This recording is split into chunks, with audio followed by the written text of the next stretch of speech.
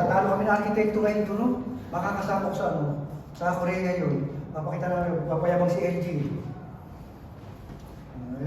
Sir, isang oras, bago na mamigyan, kasi wala niya. Ito si ducting. Paglabas pa lang ng blower, ililiko ka agad. Naku naman. Sa bagay, nag-allowance yung ano ko eh. Ginawa, yung design ko na 3 inch, ginawa ko ng 4 inch. Wow, may allowance na ako. Pag medyo sumobra yun, ahabulin ko na lang sa pulley, change ng pulley. Kaya naman habulin sa pulley. Okay. So, surrounding condition, kung may puno, ilagay mo puno dito. Maganda yung pag may yung bitana may puno, hindi mo rin consider yung init nun. Okay, so the windows, doors, stairways, lighting, kasi may sensible heat yan, mainit, kailangan mo yan, ano?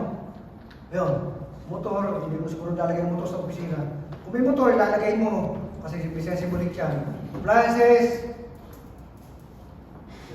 yung ventilasyon, lalagyan mo lagi yan. Ngayon, hindi na po pwede dapat yung pure recirculation.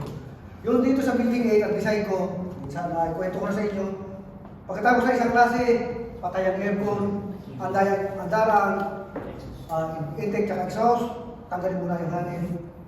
Pag nabago na yung hangin, bagong klase, pressure ulit. Okay, so, yakap mo lang yan. Basahin nyo na ito, ha? Ngayon, ito ang mapapagilipan nyo. Noong bago ako sa air conditioning, yan, nahihirap ako nito. Bakit? Pinakuling load ako ng tubig ko. Napakadali lang ng formula na ito. Q is UA delta T. Area times overall heat transfer coefficient delta T. Pinituro sa inyo ng heat transfer, ano? Meron. So, na-encounter nyo na yung UA delta T.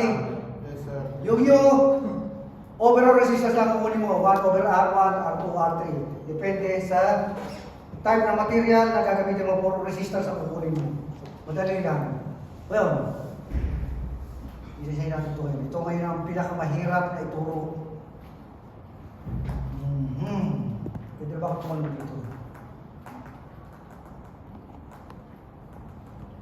Dapat siguro picturean natin. Picturean nyo muna. Yung tinownload ko, picturean nyo to. Para titingin-tingin kayo habang nag-discuss ako. Picturean nyo to. Hindi dito. Ito sa Viber. Dito eh. Download nyo muna. Kasi screenshot nyo.